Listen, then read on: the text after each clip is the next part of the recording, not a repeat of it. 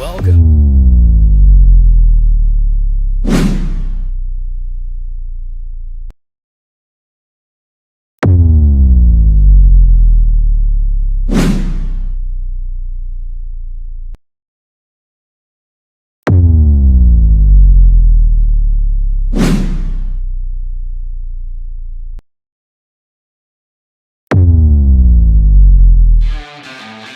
Welcome to the PI Podcast, your destination for everything NFL, discussing the latest news and providing in-depth analysis of every NFL game.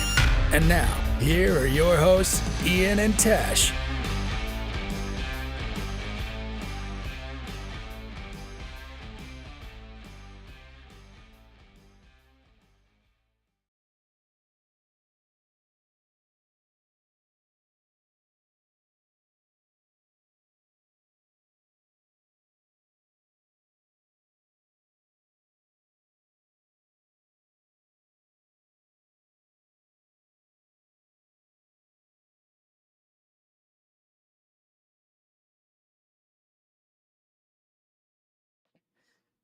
What is up, guys? PI Podcast here. We're going to do our quick fire rapid week 6 picks.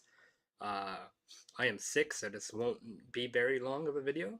I got to pull this up on my week NFL Pro. I always use NFL Pro. That's been nice insights. We got Ian here finally. Yes, sir. Ian's up in the right corner, like always. Don't make me sign in. I'm just trying to. Oh, screw. I've also got them pulled up on my side. Oh, okay. Yeah, you guys get started. Get started. All right, so we'll kind of go over the Giants Eagles real quick, since it's already happened. But Giants go and beat the Eagles. Kind of shocking. Eagles not playing very good football right now, but the Giants playing inspired football. Really good showing from Cam Scatterbill and Jackson Dart. Yeah, I don't, dude. That first touchdown run, like, I mean, the Eagles defense played one of the worst games of the season, and it came against the rivals that they usually blow out the last couple of years. And did Jackson Dart just played sharp? Cam Scatterbill went off, and that whole Giants team just played really well. Yeah, I mean, we'll see if they can build on that. Going to be a huge time for both of them to have like a mini bye week.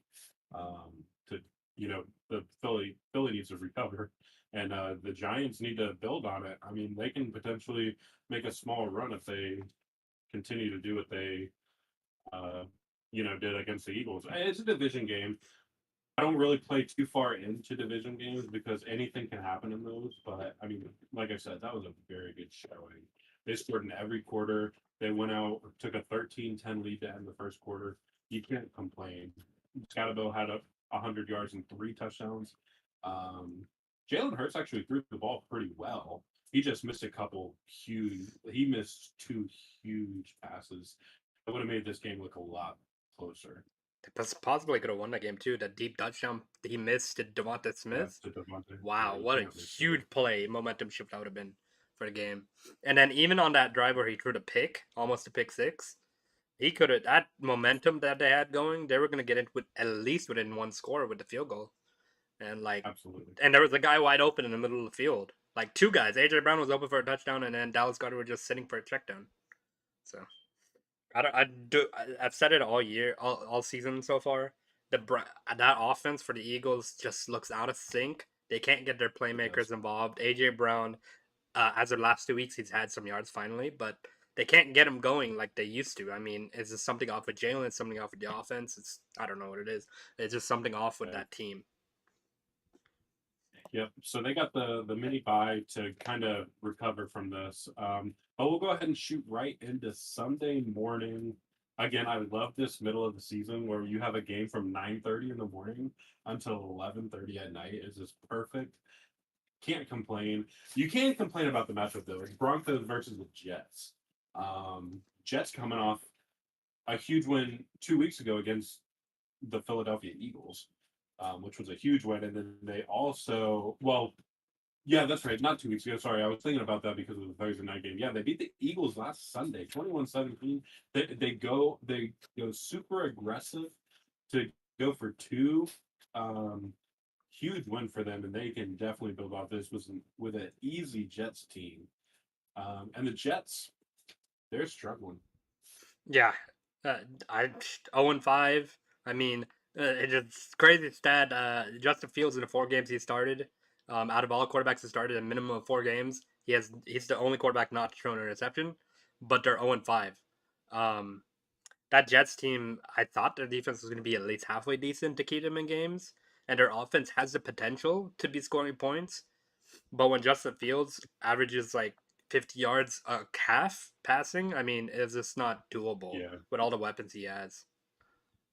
Yeah, a lot of his passing is coming in garbage time. I mean, if you look at the Pittsburgh game was a close game, week one. Very close game. He had a very efficient passing. He has yet to throw an interception, like you said. So I mean, he's not playing bad football. He's just not playing winning football, in my opinion. Look, Dallas scored 37, Miami scored 27, Buffalo scored 30, and Pittsburgh dropped 34 on him. The defense is terrible. That's a huge part of it. Yeah, and coming into the season, that was supposed to be the strong suit of that team, and when the strong suit of your team doesn't perform well, then it just puts more pressure on the offense to do so. And when your offense can't pass the ball as well as they could have, it just leads to all sorts of mess. And Brees Hall not being able to get going just because they have to pass more if you're down a lot. This is a tough Broncos team to play against. Bo Nix and that Broncos team's been playing good, especially last week against the Eagles. They came back at double 2 possessions against the Eagles late in the game. I thought that was really their point. I think that they're going to be able to make a run, have a few wins here. Yeah. Bo Nix is playing solid football. I don't think he does have a couple turnovers, which, through 5 games, he's got 4 picks. He's been sacked a couple times. He's averaging a sack a game, which isn't bad. But J.K. Dobbins averaging 80 yards a game. He's really kind of leading this running back room. And I thought R.J. Harvey was going to come in and take some snaps, but it's pretty much been J.K. Dobbins this whole time. Yeah, that running game has been good for them. That team in general, I mean, they should not be 3-2 right now. They should be 4-1 or even potentially 5-0. That going back to that Colts game as well. They Yeah. won that game. They just kind of Yeah. that penalty, the huge leverage penalty that cost them. I know. And I hate that. I mean, I'm not going to take that away from Indy in that game, but I mean, Denver really should have won that game. It really disappointed that obviously as a Jags fan, disappointed that the Indianapolis Colts won that game. But Broncos are starting to slowly get healthy. They just activated their defensive tackle from injured reserve, Malcolm Roach. So I think that should help them a little bit for their defense. But yeah, who do you think wins this one? I got the Broncos here. I mean, I look, the Jets have to win a game eventually, but Yeah, I don't think it's gonna be it's against the not Broncos. The Broncos are too good of a in team. London. They'll probably Yeah, honestly blow them out if Justin Fields can't throw the football. And I'm hoping it's a yeah, close game. That'd be fun. It's just the Broncos. They need to get some wins together to keep up in the division. Especially with the Chargers, they're only 1 game behind them, but they need this win here to keep they the standings. absolutely, they definitely do. I'm gonna go with the Broncos as well. Again, and I mean, I think the Broncos are playing good enough football this year. When the Jets just aren't getting it done. I mean, I'm probably not gonna bet that the Jets will win a football game until I see them finally win a football game. Again, they had that game. What week was it where they blocked the field goal with only a few seconds left, and they ended up losing that game? Oh, the anyway? Bucks game. They Yeah, blocked the it with Bucks 2 minutes left. It would give Baker Mayfield plenty of time. Yeah, I just like I said, I said it earlier to somebody else. The Aaron Glenn has a lot of work to do. The roster is coming off of a very I mean, they went all in on Aaron Rodgers the last 2 years.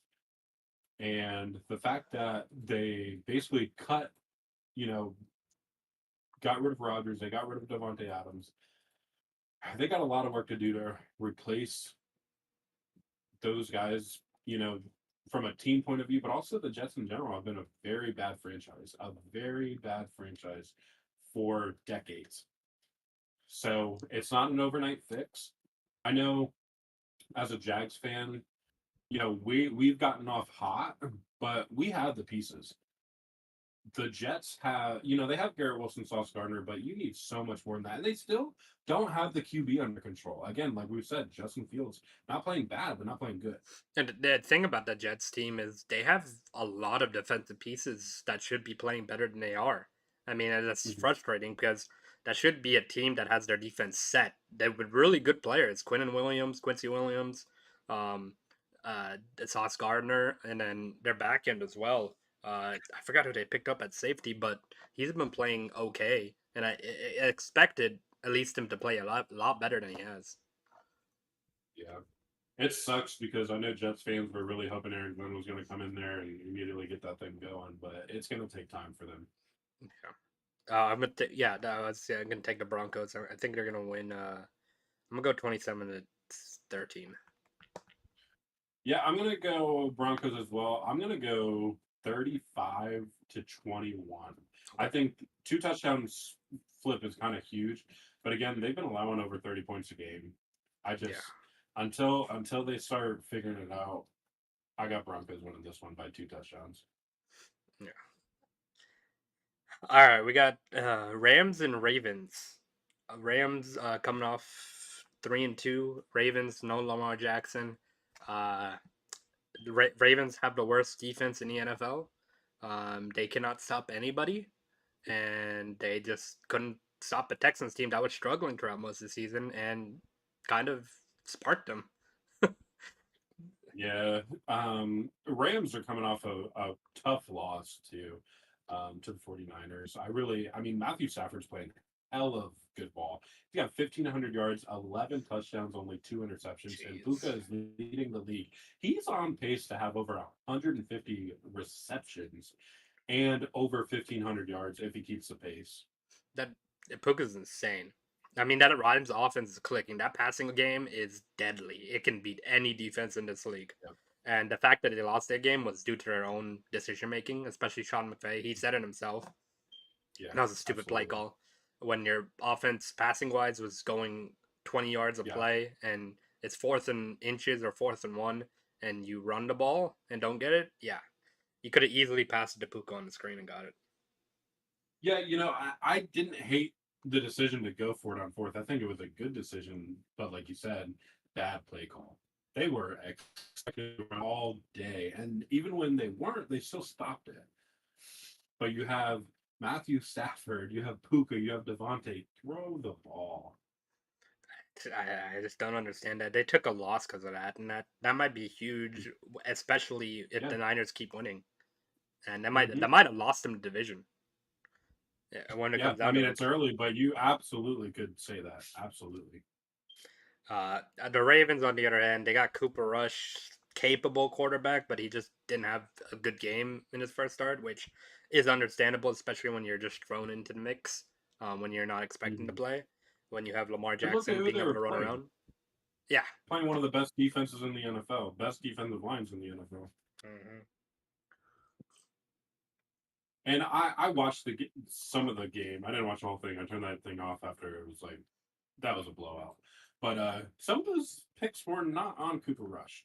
So one of them tipped off one of the receiver's hands. I don't remember who it was, but he had a tipped ball by the wide receiver go for an interceptions. But I mean, this is a tough game for them, especially if they're going to play like they've been playing on defense. This Rams team has the potential to drop 50 on any opponent. Definitely against a bad secondary that they've got going on right now. Yeah, the Ravens are just a bad team, and without Lamar Jackson, I mean, it just makes it almost impossible to win, especially when your defense is playing that bad. I have to take the Rams here. I mean, I just don't see any chance for the Ravens to win this game, even though they desperately need this win. I'm going to take the Rams. I think I'm going to go 35-17.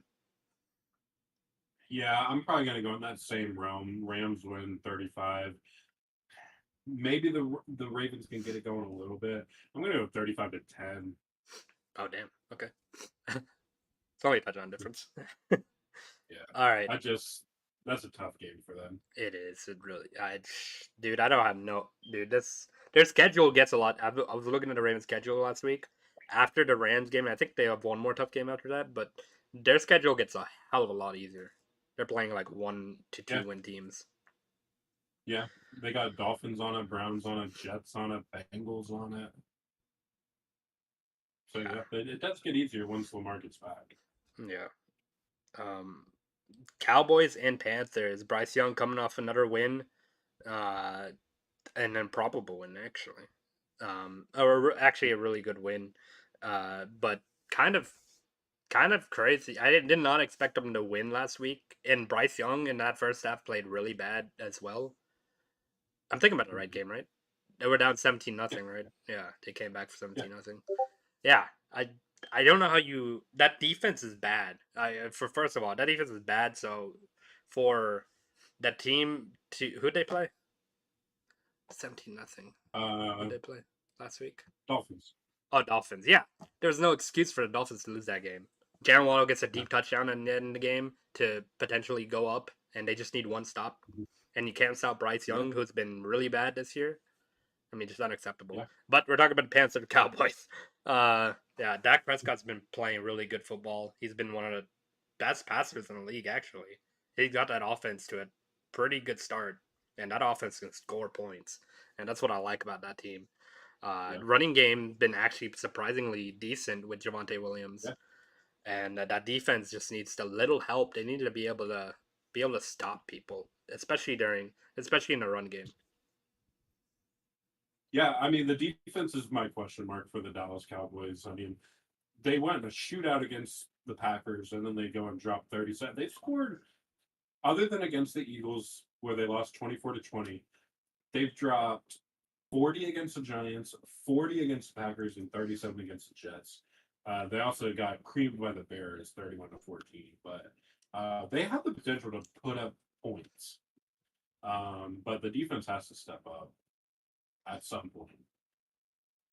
He just can't sit. He can't sit there and expect Dak Prescott to carry this team, that offense to carry this team the whole way. I mean, there's just not winning football. That's not how you win in the playoffs either. The Panthers are at home. The Dolphins kind of screwed themselves up. Panthers Absolutely. should not be 2-3 right now, but they are. And the thing I've seen the good about the Panthers is that connection between Bryce Young and Ted McMillan. They've been on definitely. one. They've been on a good connection, and that's just going to get even better throughout the season. If Rico Dowdle plays as good as he did last week, they can score points. But I really think that was a fluke game, just because of the Miami's defense is so bad. I got the Cowboys here. I think they're gonna win. I think they're gonna win 30-20. Yeah, I think the Cowboys are definitely going to win this because even though their defense isn't very good, Miami just stopped scoring points basically. I mean, they had the touchdown to Jalen Waddle there towards the end, but they started going 3 and out a lot. Dallas is not going to do that. Yeah. They have potential to put up points, and even if the Panthers in the garbage time start putting up balls and start scoring, Dallas can do it right back. So yeah, I've got Dallas winning this one. I think 30-20 is a pretty good score. Yeah. Oh, what was I was gonna say something about the Panthers. I don't remember. I'll figure it out later. But next we got Cardinals and Colts. Kyler Murray is questionable, so he might not be playing this week, which is huge for the Cardinals because that does not give me any hope that they can have a chance in this game because Colts are playing on fire. They have weapons galore. Their defense playing solid football. DeForest Buckner playing really good football. Their secondary is playing really good. I mean that whole team is just on one right now, and that's the reason why they're 4-1. It's a big mismatch, I think, against this Cardinals team. Yeah, I agree. I mean, it pains me to say. I mean, I will say, I think the Colts have had a very advantage with their schedule. They did beat the Broncos, which is a good team, but they've been able to play the Dolphins, Titans, and Raiders. Yeah. So Again, I do think that they are kind of overranked a little bit. Now, them dropping 40, no matter what, that's still very impressive. They're dropping 40 points a game almost They did almost beat the against the Rams Titans, too. against the Raiders. And that, yeah, they brought it down to the wire against the Rams. So, like I said, I'll give them their props on that. However, like I said, they have had very advantageous matchups. Yeah, especially the But last 3 to weeks. your point, it's still a mismatch if Kyler, especially if Kyler Murray doesn't play. And I think it's a mismatch even if Kyler Murray does play. I just that team seems like it's one miscue away from really falling apart. I mean, we just saw their head coach get fined for punching a player. Um, so, like I said, and they were up against the Titans and they lost bad. Oh my god, that fumble! That fumble! They picked it off and You then fumbled to can't. the end zone. How did that Yeah. even happen? I don't even Yeah, know. so they are on the brink of really falling apart. And it sucks because it's so early in the season. Um, I'm gonna take the Colts in this one, especially it's in Indy. Again, you can look at the Cardinals. Their 2 wins were against the Saints and Panthers. And then the second they play good teams, Seahawks, 49. I'm not gonna call them good teams. But they're on a 3-game losing streak. But I will also add they've lost 3 games by a combined 5 points. Mhm. They lost to the Niners by 1, Titans by 1, and Seahawks by 3. So I think this is going to be a close game, actually, unless the Colts do what they've been doing. I'm going to take the Colts, but I'm going to take it 33-27. Oh, okay. Uh, the Colts could honestly be 5-0 right now. I mean, if Donnie Mitchell does not fumble the ball in the end zone, I think that completely changes the narrative of that game against the Rams. And they were in Yeah, position probably. to go win that game. And Mhm. yeah, this Colts team is really good. And if Kyler Murray's not playing, I don't know if that Cardinals defense can stop him if they can't stop the Titans at the end of games. Be, given that it was their own mistake to begin with, but I just don't see how the offense gets going if Kyler's not there. Um, and this Daniel Jones led offense is playing really good football. John Tiller playing like the one of the best backs in the NFL. Tyler Warren's playing like one of the best tight ends in the NFL. And then he's got receivers galore. He's got 3 or 4 wide receivers that can play. I'm taking the Colts here. I don't think it's gonna be close if Kyler doesn't play. I'm gonna take the Colts 31-15. I just got an alert that it looks like Jacoby Brissett is going to start. It's not official, but they said they're preparing him to be the starter. Okay, yeah. Then I'd stick 31-15. All right. So should be one of the better games of the 1 o'clock schedule. Jaguars, Seahawks at the Jaguars. Jaguars coming off of a huge win against the Chiefs, playing really good football. Trevor Lawrence stumbling and falling his way into the end zone for the touchdown winning game winning score, and they're just coming off a big win. The Seahawks are coming off a tough loss in which they should have won because they'd have to stop Baker Mayfield first, which it seems like nobody can. Uh, Yeah. yeah, the Seahawks. I think they desperately need to win this game, and they're playing a tough opponent in the Jaguars, who, if they can get their offense going, they can score on anybody. Yeah, I mean, I think this is a big game for the Jags. Obviously, last week was a big game playing the Chiefs. And, I hear a lot of the talk about that's your Super Bowl, whatever. Anytime Kansas City's on your schedule, that is the game of the year for you. I'll even say that about Buffalo. If Buffalo, Kansas City, one of those teams are on your schedule for the year, that is the biggest matchup of the year for you because it's a benchmark game where if you go in there and you get your ass kicked, you're a bad team. If you go in there and you keep it close, you're like, okay, this team's got potential. But if you go in there and win, you can start turning heads. Again, everybody's freaking out about the Chiefs. Again, I think they played a solid game, but I think the Jaguars they do what they need to win when they need to do it. And that's why I think they're 4-1 right now. 3-0 at home. This is a home game. I really like the Jaguars to go in there and actually play a full, complete, good game. offensively and defensively and on special teams. Yeah, the Jaguars are playing really good football on both sides, and that trade with the Browns again, trading Tyson Campbell away for Greg Newsome. Greg Newsome's a decent corner who can replace him. I just I understand the trade, but I think really we got to see if Greg Newsome can fill that role. Yeah, I think this move actually he does need to come out there and really play some good football, but I think this opens the door for Travis Hunter to get some more reps, Montaric Brown to come out there, who had a really good game. Again, if you look at it, Tyson Campbell was the reason. If you look at his stats, he has been very bad this year, and I don't mean that as a to say because we got rid of him. He truly has been terrible this year, and if you look back against the Texans, the only time they scored was to a blown coverage touchdown to Nico Collins, and it was Tyson Campbell that gave it up. You look at against the Chiefs, where Patrick Mahomes is hit as he throws, and he throws a duck in the air, and Tyson Campbell can't find the ball, and it's the biggest play of the game. So we've played 5 games, and out of 4 of the games, Tyson Campbell has given up the biggest play in all 4 games. And he was playing James really well Johnson that was season, not wasn't he? No, well, the whole defense playing sucked last decent. year. I mean, he was a bright spot The of our team, wasn't it? Wasn't he last year? Yeah. I mean, it was, but again, the whole team was bad.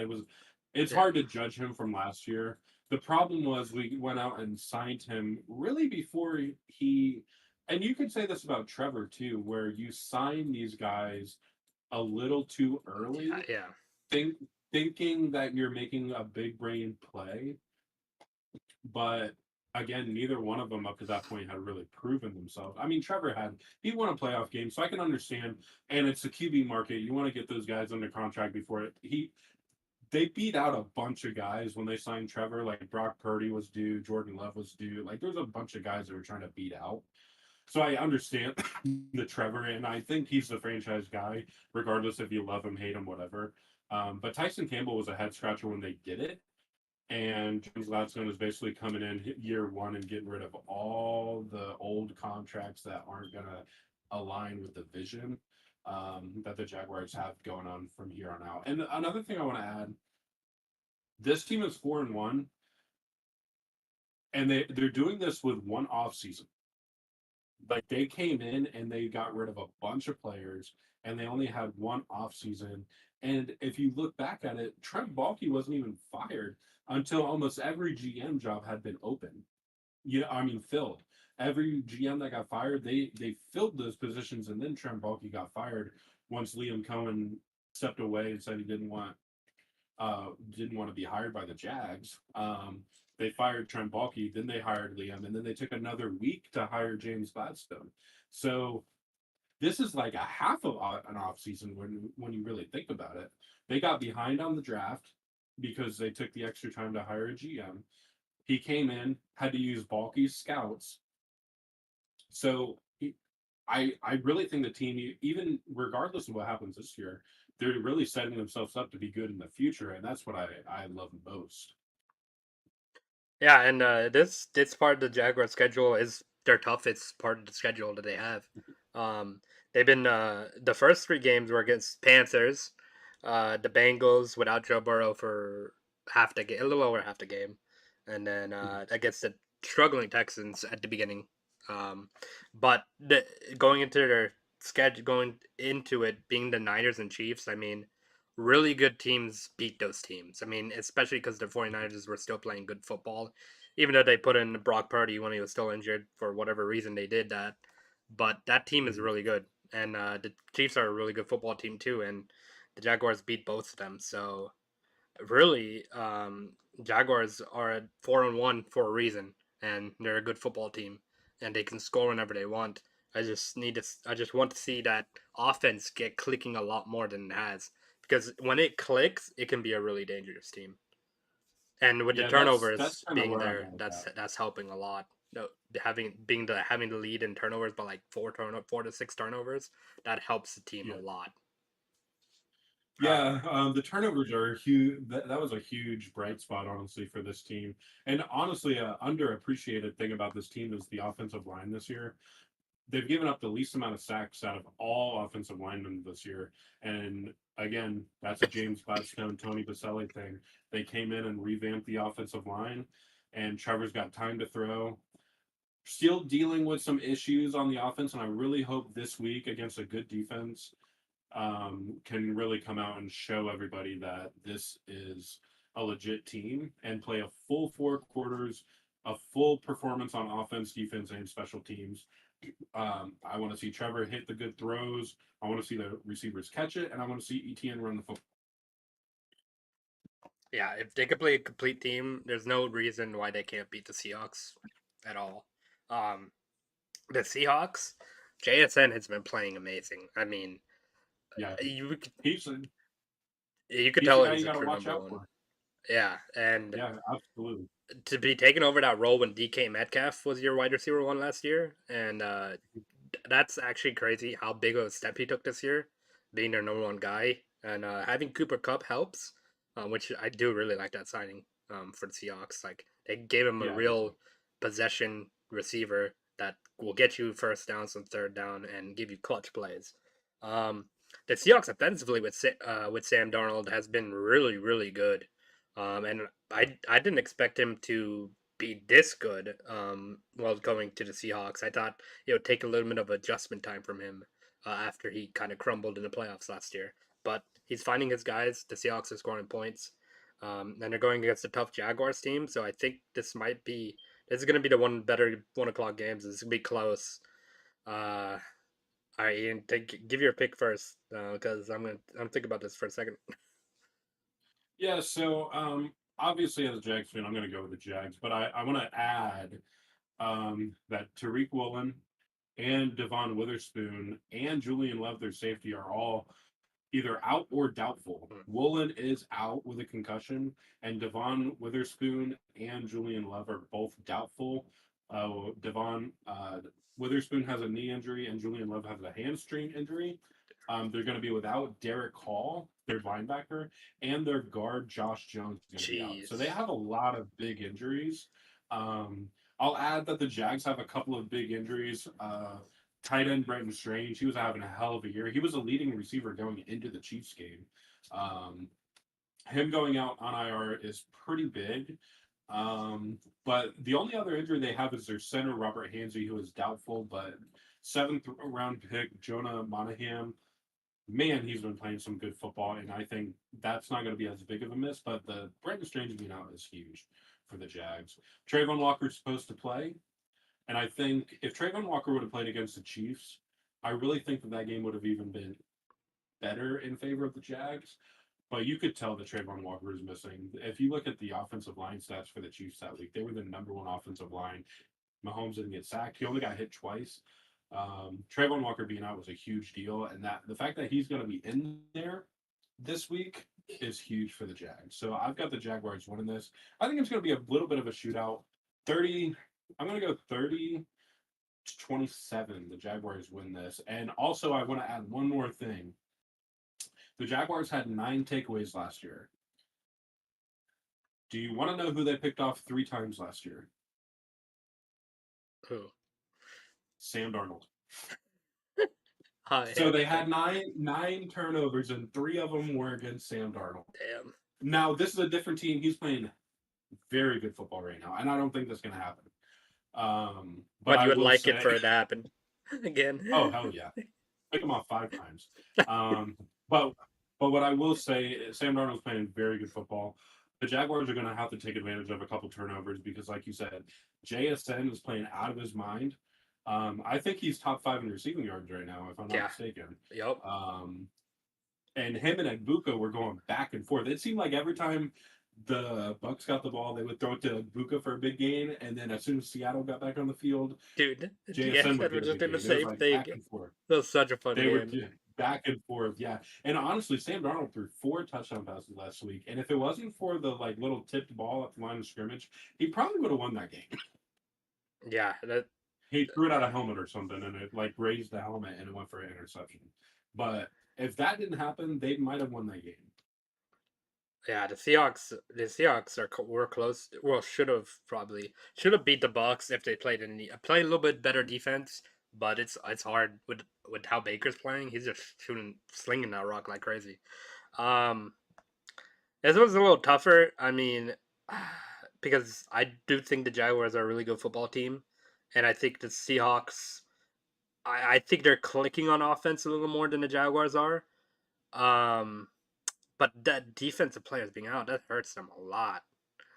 I know. Well, Top that's two kind of why I corners think this being is. out. Yeah, that's why I think that this is going to be like the show out game for the Jags. The other thing I'll add, yes, the Seahawks are playing really good football. Like I said, I'm not going to ignore that.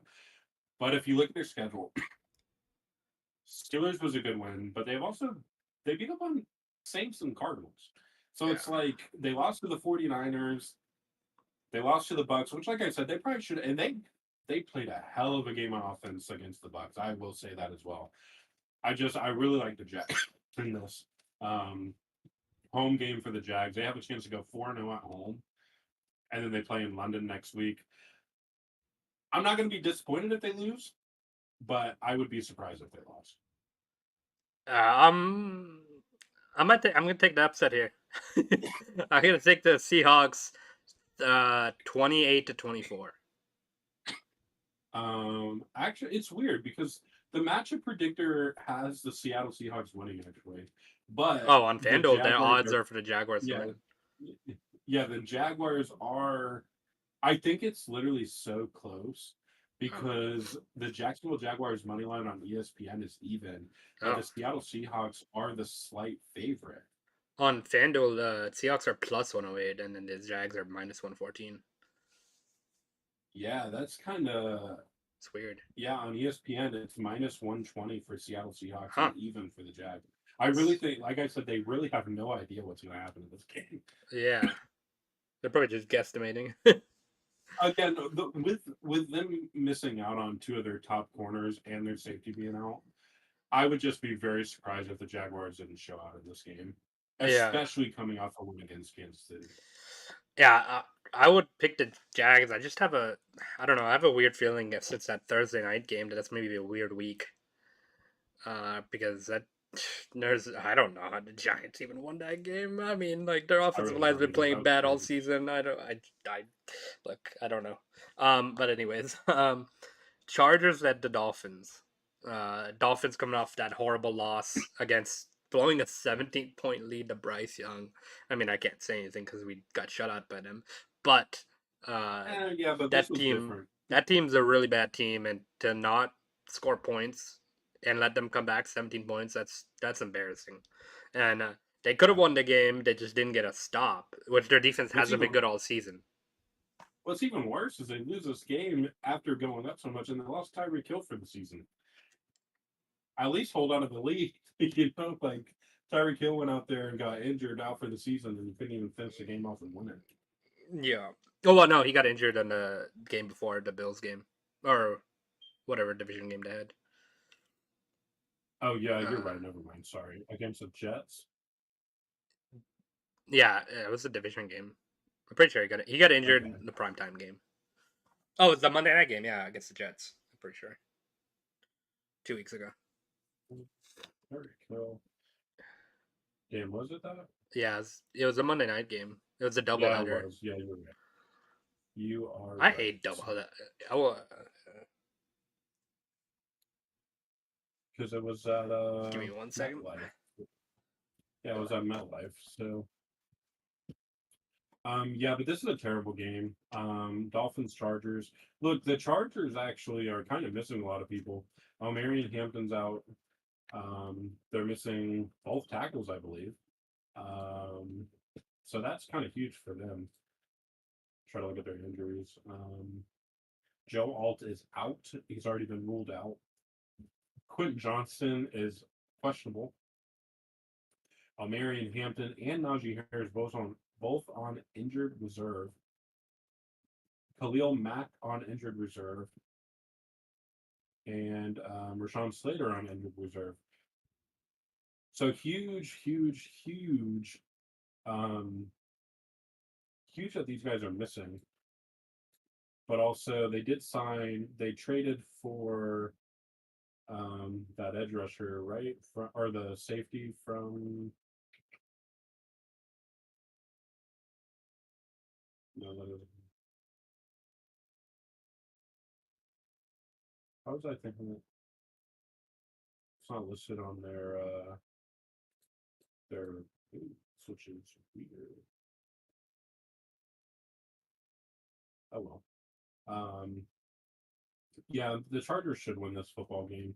I know they're going to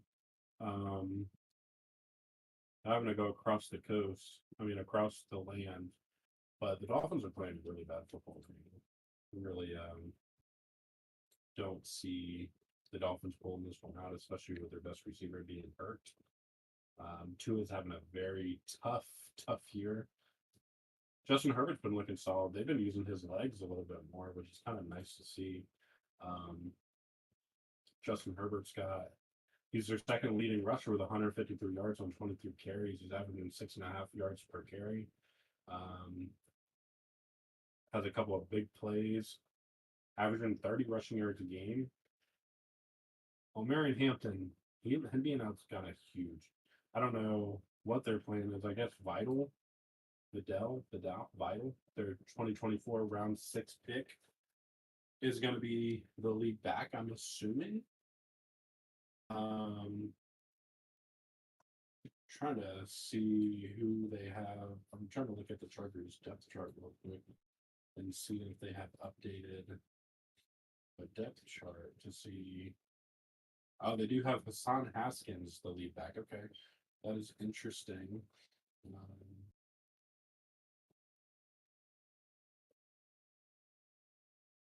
Oh, that's 2 years ago. I saw he got arrested, but that was 2 weeks ago. I mean, 2 years ago. Again, but he's coming off a 5-carry game. I don't know how much faith I have in him in fantasy, but you do know that John Harbaugh likes to run the football. He's gonna run the football. It doesn't matter who is back there. He's gonna run the football. The Dolphins are not very good. I mean, they're just struggling. The Chargers are favored to win this by 3.5, and they're away. If this was a home game, they'd be favored by at least a touchdown. Justin Herbert playing pretty good football. I mean, he's got similar numbers. Honestly, the 8 touchdowns, 4 interceptions, 1,200 yards passing. Quentin Johnson having a terrific year considering where he's come from. Last year and the year before, struggling with drops. They're getting to the quarterback on defense. But Chargers are banged up. I think that's probably the big news is that they are very banged up. So we're going to go with the Chargers in this one to win this football game. As soon as Pratesh gets back, he will give you his pick. I think he's back now. I think I just heard the door. Maybe not.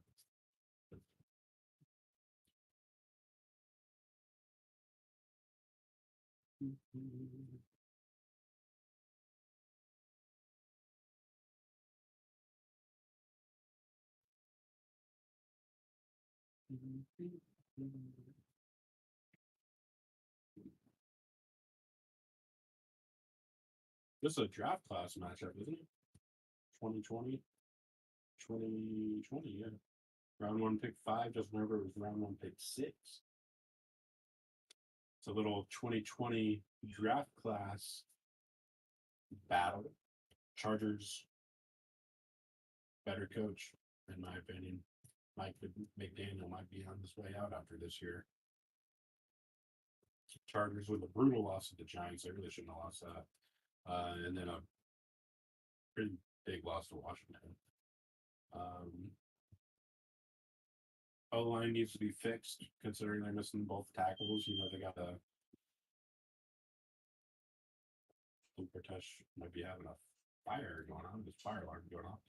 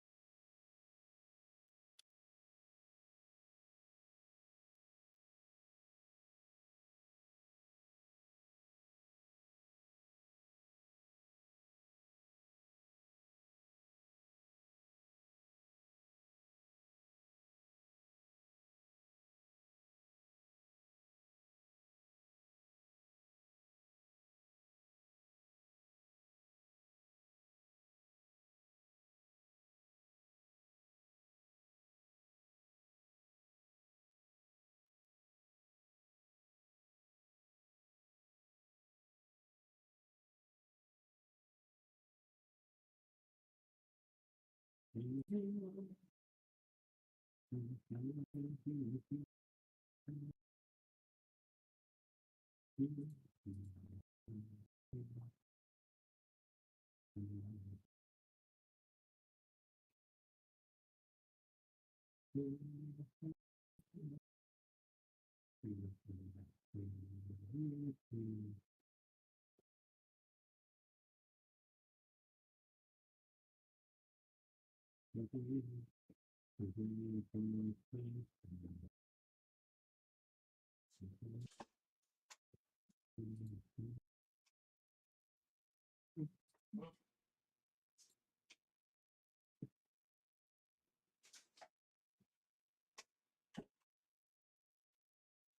bad, I'm back. Oh, you're good. I get my pick. Chargers winning. Got them winning 31 to 21. Okay. That offense, their offense is getting better every week. Especially the last 2 weeks, they've been playing good. Somehow they crumbled us, dude. I don't know, not know how Mike McDaniel is not fired yet. I think it's time for him to go. Honestly, and Tyreek Hill probably won't play a snap for that team ever again. And Jalen Waddle has been on heavy on the trade rumors before the trade deadline. So there's something to look out for as well. But that Dolphins team, I don't know. It's just hard to pick them because they're just dysfunctional. I mean, Tua's not playing great. When he does, I mean, you lost your biggest weapon in Tyreek Hill, other than Jalen Waddle. Chargers been playing really good. Do not know how they lost to the Giants last week. I mean, that was a bad game from Herbie. He's been playing really good all season, looking like the MVP the first 3 weeks of the season. It slowed down a little bit, but I think Chargers will win this game. I don't think the Dolphins are good enough defensively or even offensively to keep up. I got the Chargers 28-17. Yeah, I think the only big thing for the Chargers is the fact that they are very injured on their offensive line. That's like the only thing I could see them potentially kind of ruining them a little bit. But again, Chargers are winning this football game. Yeah.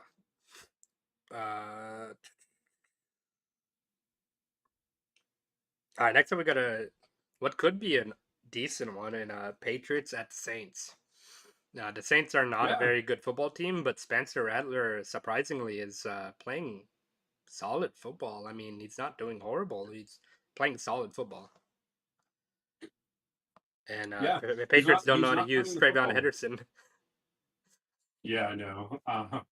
They, Saints are playing decent football. They're actually throwing the ball really well, and you would think that they would rely on the run a little bit more, but they're throwing the football, man. And granted, they've lost quite a few games by a lot. Yeah. I say quite a few. Really, they lost 4. to Buffalo by 2 scores, and Seattle they lost by 30. But they kept it tight to San Francisco, and they kept it tight to Arizona. So I mean, maybe this is just them kind of building on that. Dropped 26 on the Giants, who just beat the Philly Eagles. So I mean, who knows? This could be a sneaky good game now.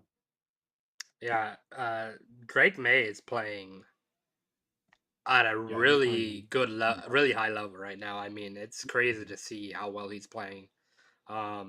With the way he's getting, look, Diggs hasn't been involved until last on Sunday Night Football. Against the Bills, he hasn't been involved as much until then, that moment. But he's been finding Kayshon Boutte a lot. And I don't think anyone expected him, Boutte, to be his number one target, but he is, and Hunter Henry's playing well again in that offense. You have 2 tight ends, Hunter Henry and Austin Hooper, who are both big for Drake May. If Stephon Diggs can go in like he did last week, this offense can get that much better.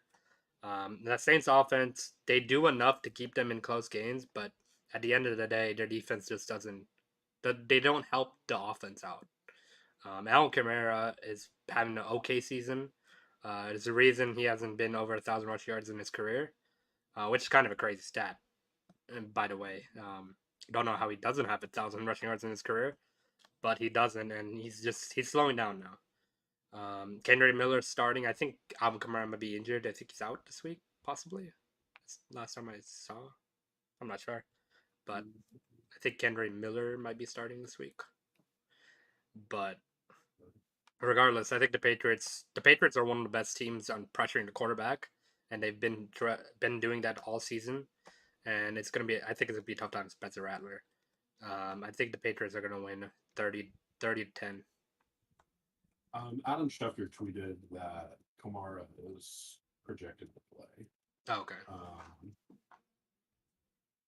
Yeah, I mean, this is going to be a good game for both of them because I think both of these teams last year were definitely bottom feeders. I'm looking at the Patriots, though. They lost by 7. Both games, they lost by 7, you know? Yeah. I mean, and that was against the Steelers.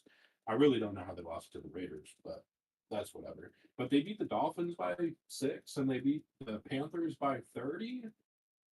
And got to beat the They Bills beat on the Sunday Night Bills. Football. Yeah, they went to Buffalo and beat Buffalo. Yeah. So I mean, that could be what they needed to kind of spark them a little bit. And you know, their schedules, the next 3 weeks are kind of favorable. They play the Saints, Titans, and Browns.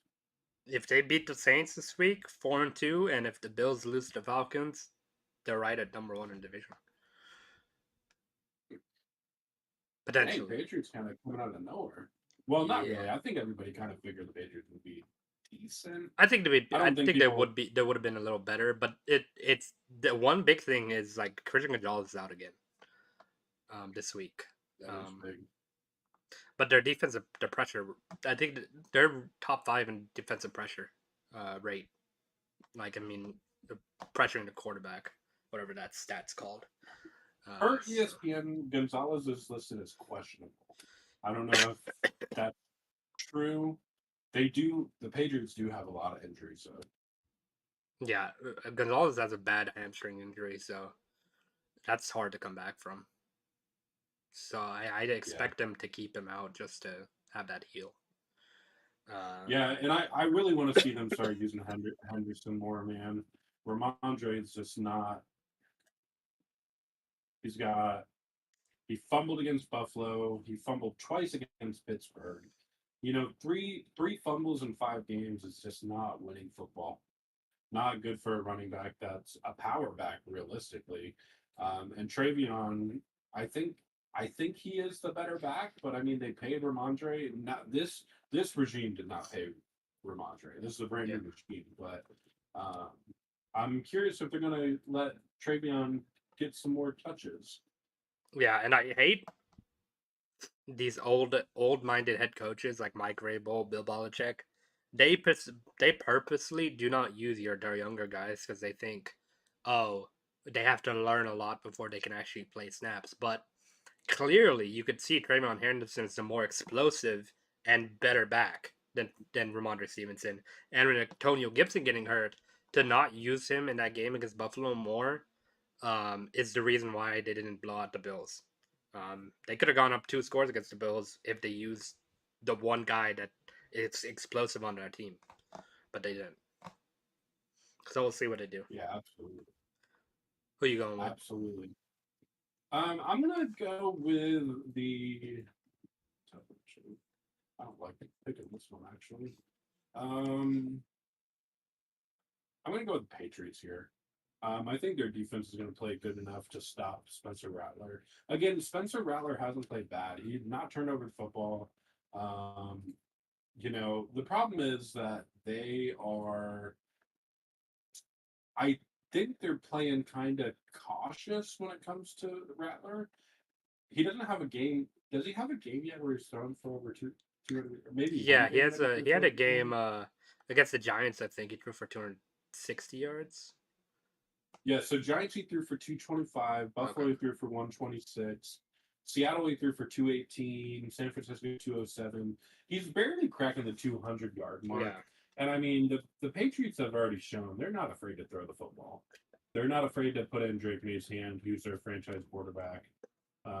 So I'm going to go with the Patriots here. And they are the favorite. Yeah. All right. We have only 4 o'clock games, unfortunately, because of that stupid doubleheader. which I hate Oh, did you pick? because no. Yeah, I did. I I, picked the Patriots.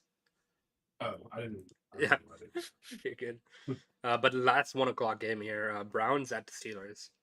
Dylan Gabriel kind of putting them in position to win games a little bit with his mobility that they didn't have with Joe Flacco. It's an interesting offense, especially with him going into his third start now.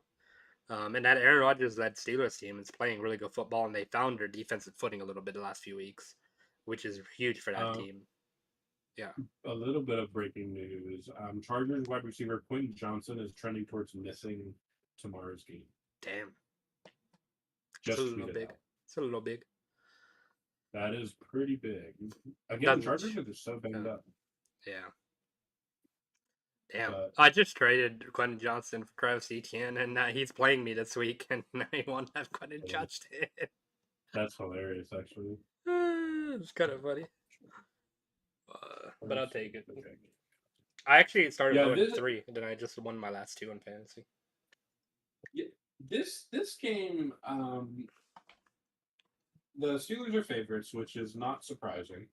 Dylan Gabriel did play a really good game. I mean, I'm not gonna say really good, but he played good enough to win against the Vikings last week in London. They just played really cautious with him, and again, that's not bad to do with your rookie quarterback. Judkins ran for 150 yards. He really should have had over 200, but they had a couple penalties that called the plays back. And the Steelers are coming off a really good win as well.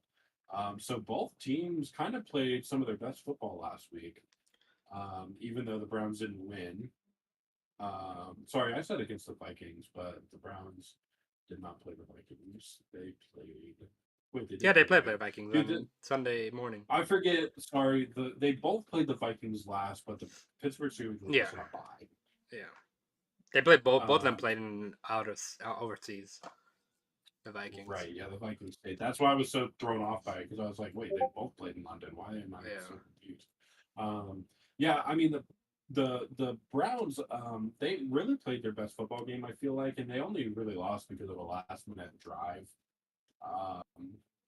Their defense allowed a little too much to Carson Wentz, in my opinion, but they did decent slowing down the run. They didn't really do a good job covering Justin Jefferson, but who does? Yeah, Vikings won Dylan last Gabriel minute too. didn't turn the ball over. Yeah, Dylan Gabriel didn't turn the ball over though. 0 turnovers for the Browns last week. Yeah, and what you were talking about, Steelers are playing good. Steelers are playing good football, and you don't know why. Aaron Rodgers has been averaging a 2.52 second time to throw this season, quickest in the NFL, and a pace that keeps him under pressure on only 27.5% of his dropbacks, which is the sixth lowest in the NFL. Getting the ball out quick, getting his receivers involved, and I want to see DK Metcalf be involved a lot more, but they are winning football games, and they're doing it running the ball with Jaylen Warren. They're doing it, even with Kenneth Gainwell when Jaylen Warren was out in London, and their defense is starting to get to form, which is not good for the other teams in that division. Because really, they kind of if they can keep winning, they can take over that division right now, especially with Joe Burrow out and Lamar Jackson out. Yeah, this is a huge game for the Steelers, in my opinion, even though it's a 3-1 team versus a 1-4 team. Look, Pittsburgh is second in the league in takeaways, and they had a bye week. So they are legit taking the football away. And really, what Mike Tomlin has done really good in the past is pressure rookie quarterbacks. He's going to have Dylan Gabriel rethinking his life choices of being an NFL quarterback this year, specifically with TJ Watt. I really look forward to a defensive battle here, in my opinion. I mean, the Steelers kind of proved their last game that they can score. So I'm curious how Aaron Rodgers does that against Myles Garrett. And I'm curious how the Steelers defense holds up against Judkins. Because that's a true test. I think Judkins is a really good running back. I think he's got potential to be one of the best in the class, considering Gianti is playing on a losing team that doesn't need to run the football a lot because they're losing. And Aaron Hampton getting injured, unfortunately, after having some really good games. If you look at most of the running backs, even like I'm a Scatterboo too, yeah. Yeah, Scadaboo's going to have a chance. Depending on how, if the Giants play like they did Thursday, yes, he will have a chance. But we'll see if they can keep that momentum. But Judkins made a name for himself last week. 70, I think he had, what did I say? Like 100, Yeah, he 110 had. yards on the ground. Yeah, Judkins is playing really good football. I mean, he's averaging 4.8 yards a carry in all 4 games. Against Green Bay, he ran for 5.2 yards a carry. So I mean, he's really really doing good on the ground. And this is a guy we thought might not even play this season because of his off-field Yeah, issues.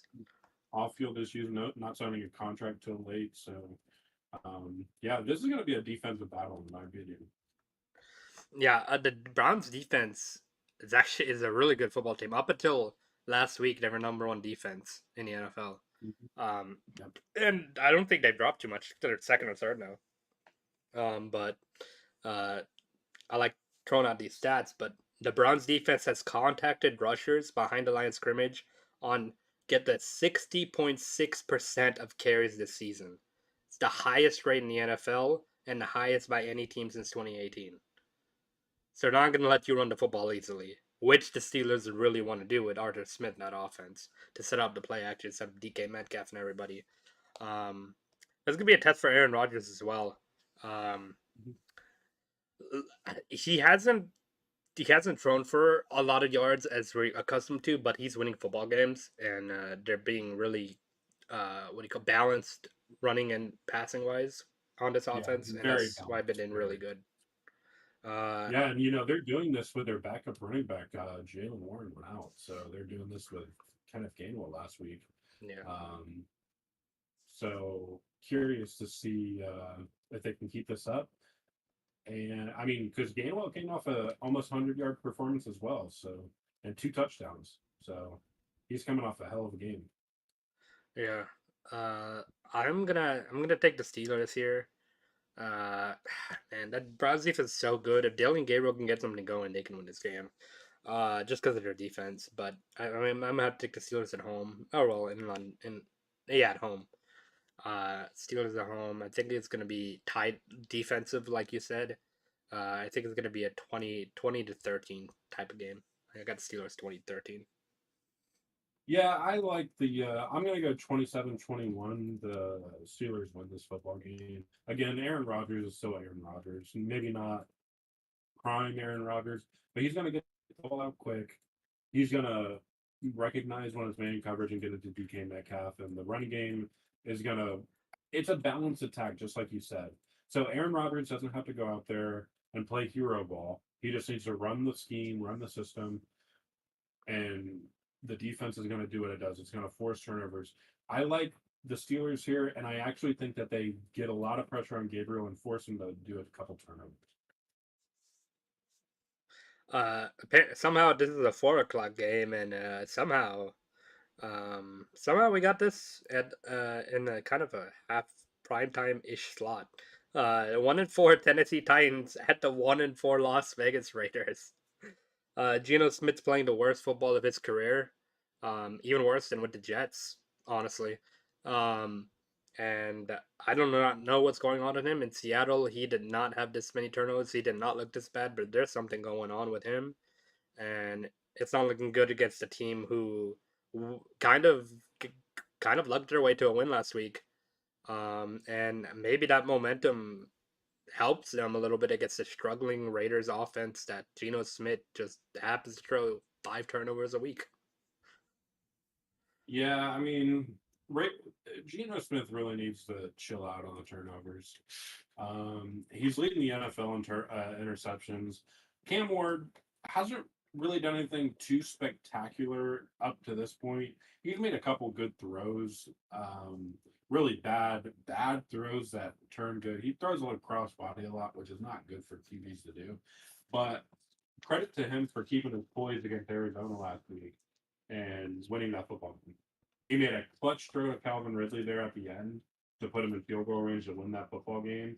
Um, Again, this is a tough road game. I know Las Vegas is very bad, but to go across the country and go play football, there's a reason why teams are bad when they cross time zones like that. Um, I think that Geno Smith is going to chill out on the turnovers this week, and I'm gonna actually pick the Raiders to win this football game.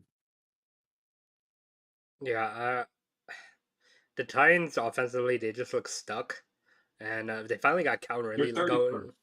Yeah, they're The really Raiders are bad offensively. 31st. So, Oh, the Raiders are 31st offensively? I'm sorry, the Titans offense is 31st. They're Oh, 28th okay. again with the run and 32 against the pass and 31st scoring. Yeah, they're really bad offensively. And they finally got Calvin Ridley going last week, and they need to do that again.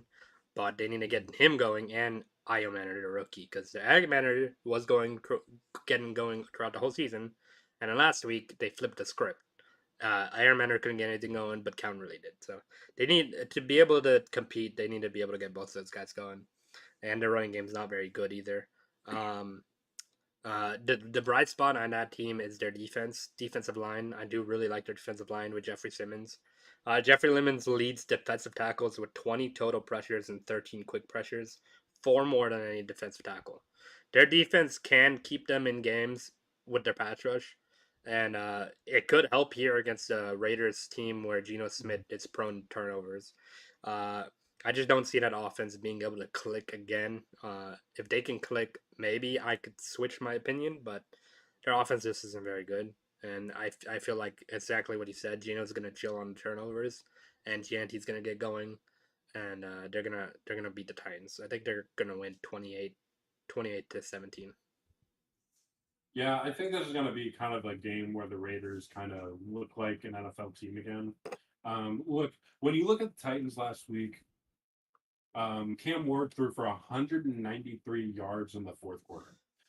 That's not sustainable. You cannot do that week in and week out and win football games. When you're throwing for less than 100 yards in 3 quarters of football, we said it with Justin Fields earlier. That's not winning recipe. It might be mistake free and you're not throwing turnovers and stuff. So that's where Gino needs to take note. But Take note again, from a you're not going to rookie. score points. There's a reason why the Titans are the 31st overall offense, 28th with the run, 32 with the pass, and 31st scoring. Now I'll also say the Raiders offense is 18th overall, which is significantly better, but they're 30th in scoring. So they're getting down the field, but they're not scoring when they need to because they're turning the ball over. So this is where I think like if Gino chills with the turnovers, lean on the run game a little bit more, the Raiders can definitely win this football game. Yeah, Titans don't look like a very good team offensively. But yeah. Game of the week right here, probably. Game of tomorrow at least. Uh, San Francisco at the Tampa Bay Buccaneers. Both teams are 4-1. And they're looking to go 5-1. I mean, this is gonna be. I don't know. The Baker Mayfield scoring anybody, but I think that 49ers team is looking really good. Baker Mayfield winning a close one against Seattle in a big shootout last week, winning at the end of the game. They gave him a little too much time to work with, and he just went down the field and scored. And the Niners looking good with Mac Jones at their quarterback's position right now. Even Brock Purdy out. Um, I mean, Brock Purdy really can just chill. They can keep him healthy, and when he's fully healthy, then he can come back. I mean, there's no reason not to sit him until he's 100%. Yeah, Mac Jones came in and ran the system. I mean, I don't not like Mac Jones. He was a quarterback here. Obviously, didn't play very good, but Shanahan will get the most out of his QBs, and I think he's playing the system very well. And look, he's doing it with multiple injuries on that. When he played last week, he didn't have hardly anybody on the field. He didn't have Juwan Jennings. He didn't have obviously Brandon Ayuk. They traded away Debo Samuel. You have George Kittle. Yeah, no George Kittle. Um, Nick Bosa went out, so they're dealing with a lot of stuff. But the fact that they're 4-1 was pretty big. And look, San Francisco 49ers are really good on the road. They're 3-0 on the road. Yeah, and this is a tough matchup for them defensively. They're playing better defense than I thought they would, especially with all the pieces they lost. But they have a drill test in against Baker Mayfield, that offense. Ibuka's been playing lights out, and Chris Godwin being back just helps them a little more. I, is Mike Evans playing this game? I think Mike Evans might be out again, Yeah, I but think he's out. yeah. He is out. Yes. Okay. That game last week against Seattle was like the game of the week for me. I mean, that has potential to be one of the games of the year. Baker Mayfield really looks good this year. Like, he's my favorite as of right now to win the MVP. I mean, if you look at his stats, he's got 10 touchdowns, 1 interception. He's got 1,200, almost 1,300 passing yards. He's got rookie Egbuka looking insane. He's getting him the ball when he needs to. And he's doing this with his number one running back out. So they're relying on Baker Mayfield with their running game, kind of taking a hit a little bit because they're so banged up. And Baker just did it against one of the best defenses in the NFL, Seattle. Seattle was a very good defense going into that game. Egbuka, he is the real deal. I know they're completely different types of receivers between him and Mike Evans, but they basically drafted his replacement before he's actually off the team. And Egbuka is really filling that role. And he's doing it without Mike Evans on the field. When Mike Evans gets healthy and gets back, Egbuka will shine even more because there'll be less pressure on him considering Mike Evans is back on the field. Or vice versa. Maybe they keep looking at Egbuka and Mike Evans opens up a little bit. Yeah, Chris Godwin's back now, so damn. Yeah, he should look even better. Yeah, it's actually crazy how good of a start he's had this season. Like, Baker Mayfield's playing an outstanding level, getting him involved as well. That Niners defense is in for a tough challenge, as I just said. Dude, Bucky Irvin might be out again. And he's out again. Okay. They're gonna rely on Rachaad White again, and they could not get him going last week against the Seahawks. So hopefully they don't have to be in such a pass pro situation, even though they can win games like that. It's just never good, except against a good defense that when they're expecting pass, they could play really good lockdown coverage. Diomando Lenore on the Niners been playing really good football. Last week he allowed a touchdown to the Rams, but that's just the second touchdown he's allowed since the start of the 2023 season. So they've been playing really good football back there, especially with the losses they've had in the offseason. And if Mac Jones could keep Christian McCaffrey going and that offense can click like they did against the Rams, there's no reason why they can't beat the Bucs, because their Bucs defensively, they have not been very good as they've been in the past. Yeah, they've definitely not been as good. I'm gonna take the Niners here. I think that defense will allow Mac Jones to score some points on them, and I think Baker Mayfield's finally gonna have that turnover that loses him the game in a 2-minute drill situation. But I think it'll be a close game. I think it's gonna be 28-24. I'm gonna go Niners. Yeah, I'm gonna go with the Buccaneers here. It's at home. Baker Mayfield coming off a great performance against Seattle. I do think eventually San Francisco's injuries are gonna kind of catch up to him a little bit. I don't know. They've been winning every single one of their wins have been one score, which is not a bad thing. Those are good. When you learn how to win those close games, that means you've made it as a team. But I just think this Buccaneers team is probably one of the best offenses they've faced. And I know they played the Rams, but watching Baker Mayfield and Sam Darnold go at it last week, Tampa Bay looks really freaking good to me. Baker Mayfield playing his best football, Egbuka playing his best football. And I like I said, I endured a whole season almost of Mac Jones. I see him coming back down eventually. Maybe it's not against Tampa Bay's defense, but I like Baker Mayfield and the Bucs in this one. I'm gonna go 31-24 Bucs. Okay, and now I do not have too much hope for the Bengals this one. Bengals at the Packers. Check down Joe starting for them. I do not have hope for that team. I'm gonna go Packers here in a blowout. I'm gonna go 35-10.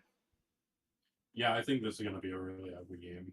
Um, Packers really kind of disappointing start to their season. Honestly, I know they're 2-1-1, but I think everybody kind of expected them to start off hotter than that. They lost to the Browns. They lost to Joe Flacco already, um, which is crazy to say. And then they tied to the Cowboys, and that defense just didn't do what it's supposed to do in that game. Um, I think the Packers are a little overhyped in general because I don't think Micah Parsons made them the contender everybody thought. I think they still had more issues. But I'm going to go with the Packers here, and I think you're right. I think this is going to be kind of a blowout. But I'm going to go one. No, I'm going to go 30, 34 to 13. Yeah, Jordan Love's been taking care of the football too. He's just thrown one interception since week 12, 2024 of last year. And on another note, the Bengals, Trey Hendrickson is responsible for 27.5% of the Bengals' pressures and 40% of their total sacks this season. Yeah, their defense is really bad too. Yeah. And then we got a good one on Sunday Night Football.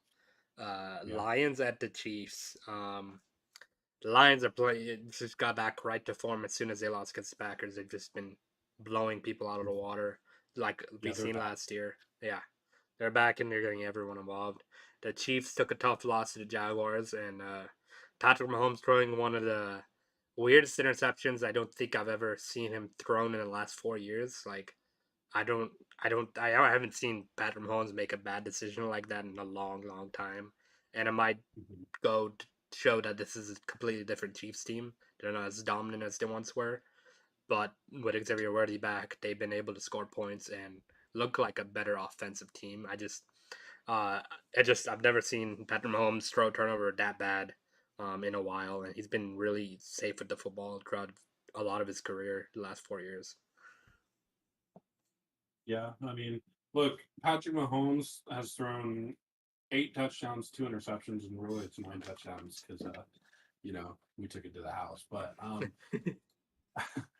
Jared Goff is playing out of his mind. And again, he's a very good system quarterback for this system specifically. Jahmyr Gibbs having a good year, 325 rushing yards. Amon-Ra having a hell of a year, 400 yards receiving, 6 touchdowns already for Amon-Ra St. Brown. Again, they've only played 5 games, and he's averaging over a touchdown a game. Aiden Hutchinson with 5 sacks already. That might actually be the most in the NFL. He might be leading the NFL. Oh no, he's tied for 4th. So somebody's got 6, but he's second in forced fumbles. So he hits the ball mainly against the QB. The Lions are clicking. They really are clicking on all cylinders right now. And the Chiefs are in a must. This is a must-win game for the Chiefs, in my opinion. Yeah, Patrick Mahomes is leading their team in rushing yards, so there's a big factor in their record this season is they're not able to run the football. He has 190 rushing yards this year, the most rush yards on that team, which is actually crazy to think. That is not helping them. If they can get the run game going, they could be a way better offense like we've seen before. Because Patrick Mahomes, as all of us know, he's really good at play action. And once he gets that deep ball going, I mean, it's hard to stop. But the Lions, defensively, like you said, Aiden Hutchinson's been playing really well. The defense and offense have been playing complementary football with each other.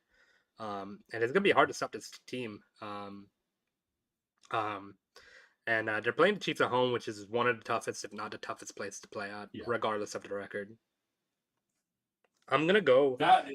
I was going to say that would be the only thing really that the Chiefs have going for them against this team is the fact that it's in Kansas City. Yeah, and I don't think Chris Jones is going to have that bad moment that he had last Monday night. I think he'll be fine this week. I think he'll get a sack this week. The one thing I got to say is they need to get JMO involved a little more. That Lions offense do, but they've been scoring a lot of points regardless. So they've been fine. We'll see if they can continue this against Chiefs in Arrowhead. This is a must-win situation for the Kansas City Chiefs, and you got 2 of the best quarterback head coach duo in NFL history in must-win games, and I'm gonna have to take the Chiefs here at home. I think that being at home and their record in situations where they need to win in desperate win situations, I think they're two of the best to do it. And even though I like this Lions team a lot, they are scoring at will. I think the Chiefs edge them out. I think it's gonna be a little bit of a shootout though. I think they're gonna win 38-35. Yeah, I definitely think this is gonna be a shootout. I think I'm gonna go.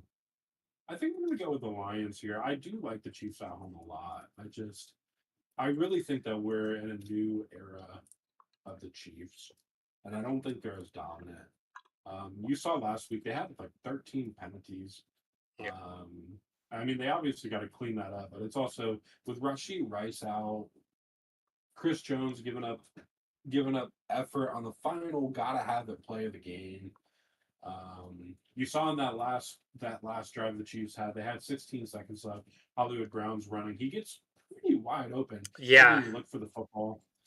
I think the Chiefs are kind of falling apart a little bit. Not in the way they're still going to win the games this year.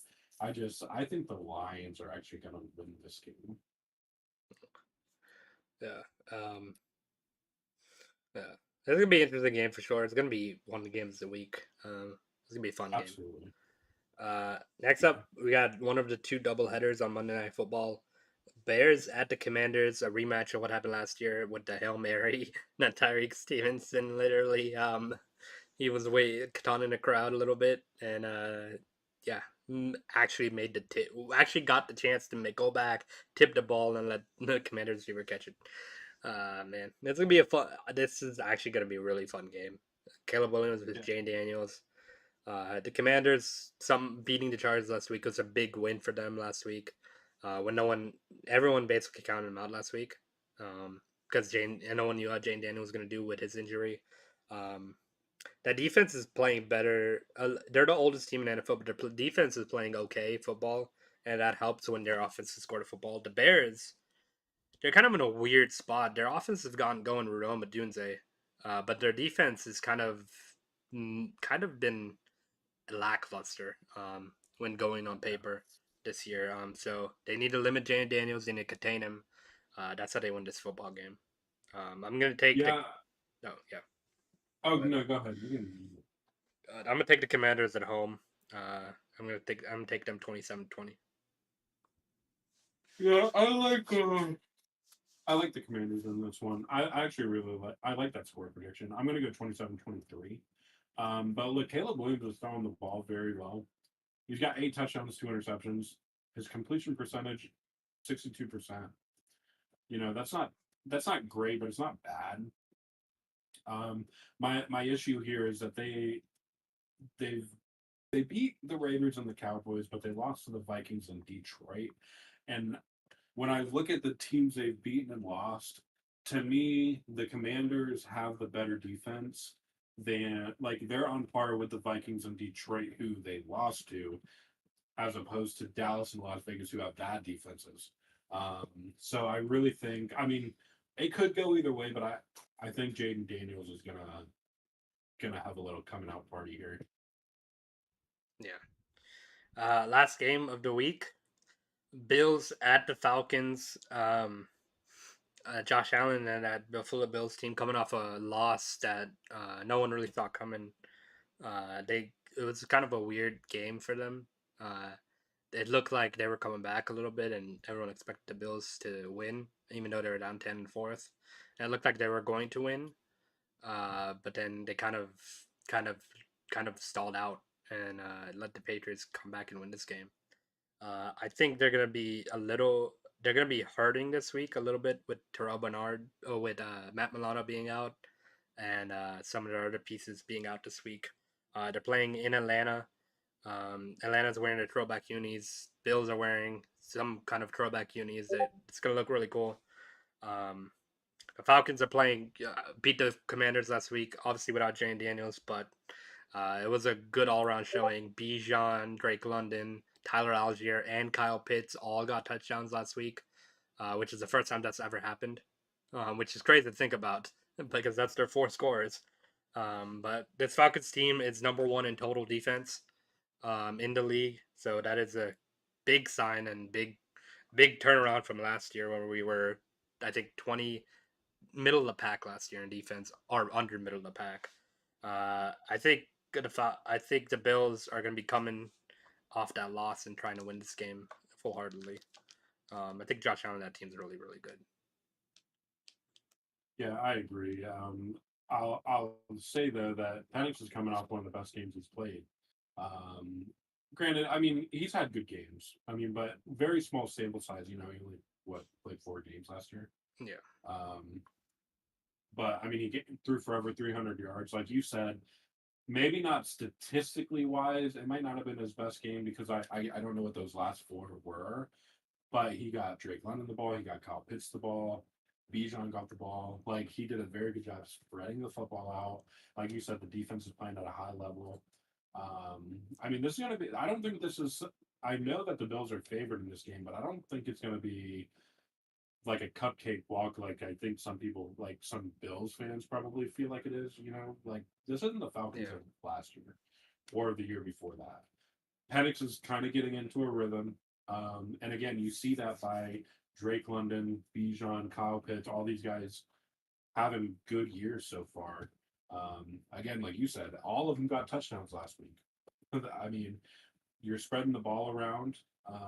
And I think that can keep the Bills defense on their toes, considering the Bills defense took a step back from last year. Yeah, and we're the number one passing defense in the NFL as well as total defense. We've been allowing opposing quarterbacks. I think it's like 140 yards passing per game, which is obviously the number one in the league. But we did that against Baker Mayfield too, who's one of the they're putting points on people. And I think this defense is a lot better than it was last year. And somehow we're playing really good football with 2 rookies starting in Xavier Watson, Billy Bowman, who Billy Bowman is questionable this week, unfortunately. And Darnell Mooney is out again this week, even after a bye, which doesn't help. But I think Penix can spread the ball around. Bijan's getting going in a receiving game a lot more this year than last year. And Kyle Pitts is playing really well as well. So I think there's a lot of things that the Bills defense is going to have to watch out for. And I don't think the Bills defensively are as good as they were last year. There is holes on that defense, and I think we can run the rock on them, which is their weakness. You saw what Patriots did to them and how they won that game. But Bijan running all out of that defense is something I think was going to happen. I'm going to take the Falcons at home, where we have a pretty good record with our throwback unis at home.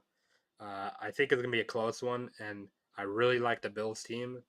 I just feel like the Falcons are going to win this game. I think there's something going to happen in that game that Penix is going to find rhythm. He's going to get Drake London open, and I think London's going to have a good game. I'm taking the Falcons at home, 30-27.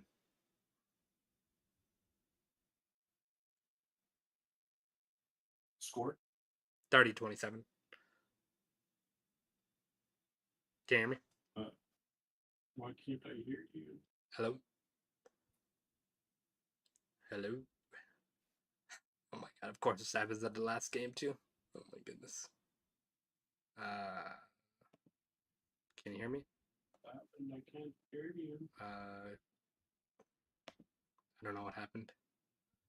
I didn't change anything. Can you hear me? Yeah. Well, I can't hear you. Okay. Oh my god, what just happened? Log on Discord maybe.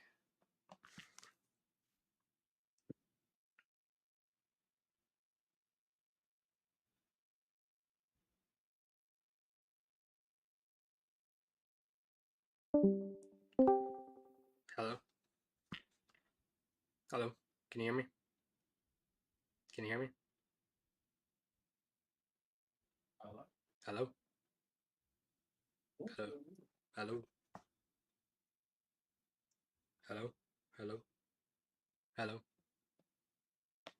Hello? Oh, Can you hear me? there we go. Okay, I hear you now. Okay. Dude, that was weird. That was weird. What did you say? I said 30-27 Falcons win.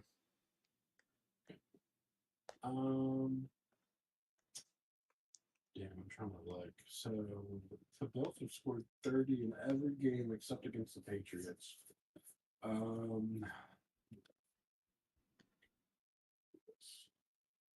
I know they didn't score any against the Panthers, so that was a fluke. How the Vikings 6. Oh, 40. Last week against the Commanders, our special teams was really bad. They kept allowing the Washington Commanders on their kick returns, allowing past the 40 or more, which is a big reason why they scored a lot of points.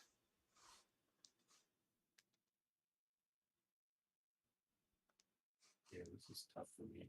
The reason it's tough for me is because the Bills coming off that loss. Yeah. That's what's like throwing me off because I feel like they could potentially be out to get you because because if they lost, yeah. I do like that you guys are playing at home though. You guys are 1-1 at home this year. Okay, schedule 2024.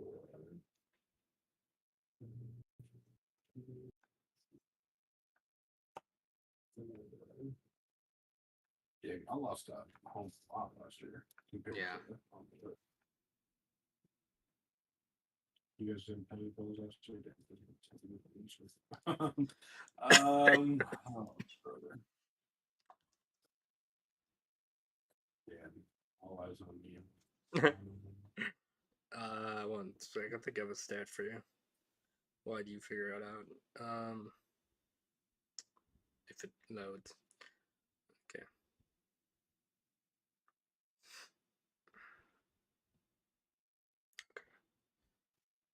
The Falcons' starting offensive line unit is the only unit to play 100% of the team's offensive snaps this season. Where is it?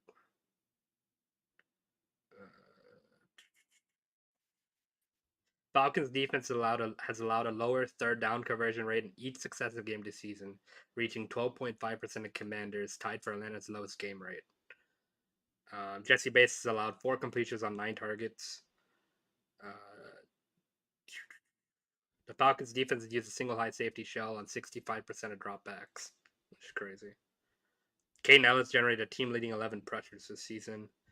And Falcons' defense generated pressure on 38.7% of opposing dropbacks, 7th highest rate in the league. And their number 1 total defense. You guys had a bye? Yeah, we had a bye last week. Is AJ Terrell back? Yeah, he's back this week. He's playing. All right, give me. I did not persuade you at all. No, I was thinking about it. I mean, having the bye week, it's kind of a big deal.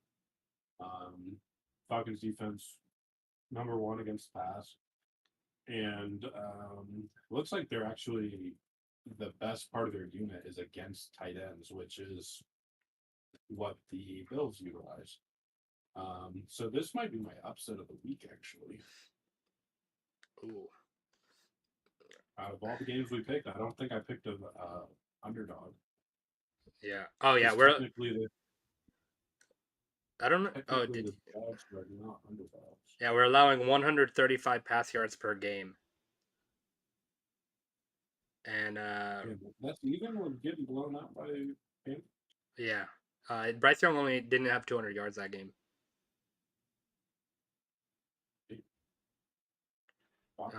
Our run game has not been as good as it was last year, but it's still been okay. Damn, 224 total yards of offense for the Panthers. 121 pass yards for Bryce Young. Yeah, we shouldn't have lost that game, but our offense was not doing anything. Yeah, it looks like Penix struggled with that. Did you guys have turnovers on the Brent? Oh yeah, you lost a fumble. Yeah. Penix had a pick 6 against the Panthers. How the hell did they score? Huh? Oh, they ran the ball twice. I was like, how the hell did the Panthers score? Did they kick field goal?